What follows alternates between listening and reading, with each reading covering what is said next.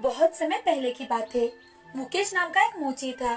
वो अपनी पत्नी लीना और एक बेटी सपना के साथ रहता था। लीना लोगों के घर के बर्तन मांजने का काम करती थी। उनके घर के पास में ही उमा नाम की एक बूढ़ी औरत रहती थी, जिसका इस दुनिया में कोई नहीं था। तो मुकेश और लीना ही उसका ख्याल रखा करते थे। उमा जॉब पर थी, तो उसे अब पेंशन थी। उसी में उसका गुजारा अच्छे से हो जाता था। एक दिन मुकेश जल्द ही घर आता है और सो जाता है। लीना घर आकर देखती है तो मुकेश सोया हुआ था। लीना उसे उठाने जाती है तो मुकेश बुखार से तप रहा था। वो उसे सरकारी अस्पताल में लेकर गई, लेकिन उपचार के दौरान ही मुकेश इस दुनिया से चल बसे। अब वो और उसकी बेटी सपना दोनों ही घर में रहने लगे। उमा भी उनके साथ रहने आ गई। लीना और सपना उमा का अच्छे से ख्याल रखते थे। दिन गुजरते गए। सपना अब बड़ी हो चुकी थी। लीना काम पर जाती तो सपना घर के सारे काम करती और साथ ही उमा का ख्याल भी रखा करती थी। बेटा, मुझे लगता है अब मेरा समय पास आ गया है। अपना और अपनी माँ का ख्याल रखना। और हाँ, मैं तुम्हें एक बात बताना चाहती हूँ। सपना, इस घर में एक पुराना। बोलते बोलते ही उमा की सांस थम जाती है। सपना को उमा की कोई बात समझ में नहीं आती। उमा के जाने के बाद लीना और सपना दोनों मिलकर उसका अंतिम संस्कार करवाते हैं। अब वो दोनों बहुत ही दुखी थी। पहले मुकेश और अब उमा भी उन्हें छोड़कर इस दुनिया से चल बसी थी। अब लीना सपना की शादी के बारे में सोचने लगी। लीना गरीब तो थी, लेकिन उसकी बेटी सुंदर के साथ साथ पढ़ी लिखी भी थी, तो सपना के लिए अच्छे अच्छे रिश्ते आने लगे थे। लेकिन पैसों पर बात आकर फिसल जाती थी। अब लीना मन ही मन सपना की शादी की उम्र हो चुकी है। उसके लिए अच्छे अच्छे रिश्ते भी आने लगे हैं, लेकिन हम गरीब हैं, तो अमीर लोग हमसे रिश्ता नहीं करना चाहते।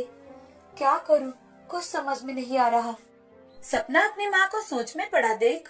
माँ, क्या सोच रही है आप? कुछ नहीं बेटा, तुम्हारी शादी के बाद सोच सोच कर दिमाग ने तो काम करना ही बंद कर दिया है। अमीर लड़कों के रिश्ते तो आते हैं, लेकिन सारी बातें पैसों पर आकर रुक जाती है। माँ, तो ऐसे मत सोच। मुझे कोई अमीर लड़का नहीं चाहिए। लड़का सिर्फ पढ़ा लिखा हो और मेहनती हो तो भी चलेगा। जिंदगी बहुत बड़ी है माँ, उसमें मेहनत करो तो जिंदगी जीने इतने पैसे तो कमा ही सकते हैं ना माँ। अपने पास इतने पैसे नहीं है कि हम अच्छे से शादी कर पाए। हमारे पास ज्यादा पैसे नहीं है तो क्या हुआ? तुम्हारे पापा की इच्छा थी कि हम दोनों मिलकर तुम्हारी शादी अच्छे से करेंगे। अब तुम्हारे पापा तो नहीं रहे, लेकिन मैं तुम्हारी शादी बहुत अच्छे से करवाऊंगी और जरूर करवाऊंगी। अब दिवाली आने वाली थी, तो सपना ने घर की सारी साफ सफाई करना शुरू कर दी। सफाई करते समय उसे अलमारी के ऊपर कोने में उमा का कुछ सामान रखा था, जिसमें एक पुराना बक्सा मिलता है।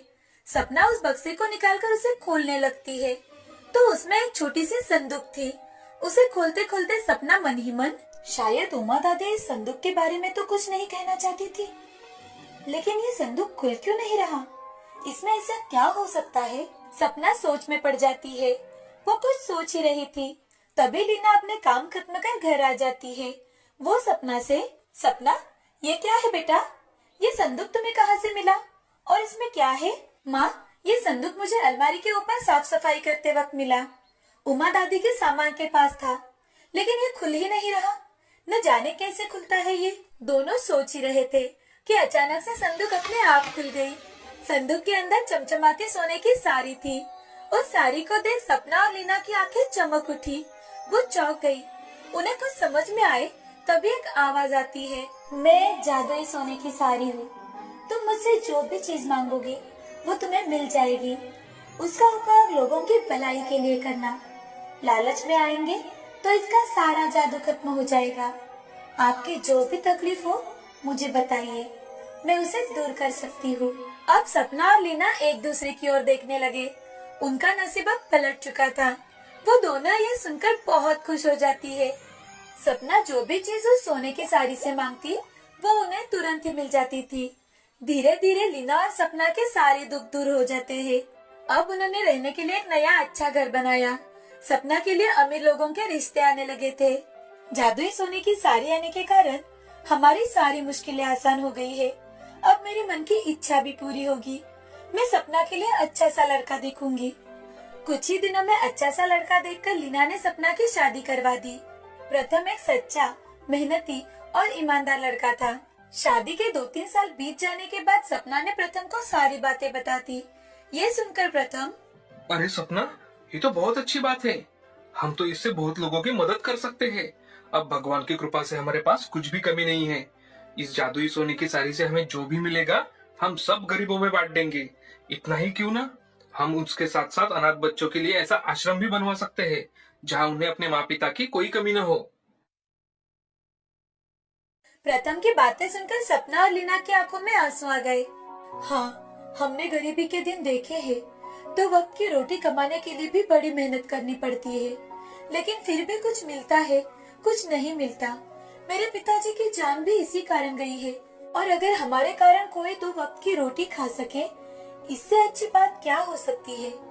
उसके बाद से सपना जो कुछ भी जादुई साड़ी से मांगती, वो सब कुछ जरूरतमंद में दे दिया करते थे। लीना, सपना के सास ससुर और प्रथम हंसी खुशी एक ही घर में एक ही साथ रहने लगे। सपना के सारे सपने पूरे हो चुके थे। उन्होंने अनाथ बच्चों के लिए एक आश्रम बनवाया और उसमें उनके खाने से लेकर पढ़ाई तक की सारी जिम्मेदारियां प्रथम और सपना ने अपने ऊपर उठा ली। इस कहानी से हमें ये सीख मिलती है कि अचानक से सब कुछ मिल जाने के बाद भी हमें हमारे गुजरे दिन याद रखने चाहिए, क्योंकि इंसान के पास जब पैसा आता है तो वो पूरी तरह से घमंड से भर जाता है। अगर हम परिस्थिति की जागरूकता रखें तो हम बहुत ही खुश रह सकते हैं।